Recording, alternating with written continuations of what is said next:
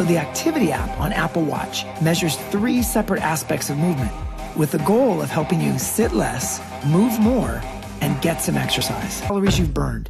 That gives you the best overview of how active you are. The Move rings the ring when you hit the globally recommended 30 minutes of exercise per day, and it doesn't even need to be all at once. The Stand ring shows how often you've stood up to take a break from sitting, which helps you minimize your sedentary time. Now, this may seem like a small thing, but sitting less can go a long ways towards improving your health. Their job on Monday is to convince us why we need to have a smartwatch. The smartwatch category is still very young. There are a lot of people who don't really understand yet why they might want a smartwatch. Apple is going to tell you what's so different about this and why you should care, essentially. What Apple is going to want to do is really own the entire category, much in the way that they did with smartphones and with MP3 players before it.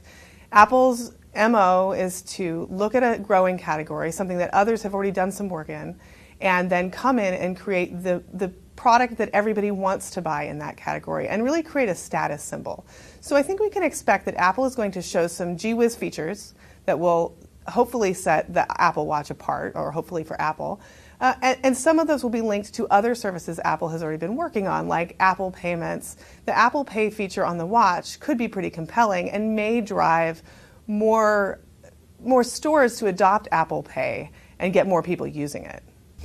There's always the risk that people will just not care about smartwatches. They won't see the promise of wearing a smart device on your wrist. They may say, oh, the fitness tracker, the Fitbit or Jawbone Up that I have is enough. That's all that I need. I don't need extra sensors, and I don't need it to work with my phone. There's the risk that people will say, I have a phone. Why would I want some of those same features on my arm? There's also the risk that battery life could be a really limiting factor for the watch. There is early reporting that the battery will last about a day. And we're hearing everything from 2.5 to 5 hours of active use time.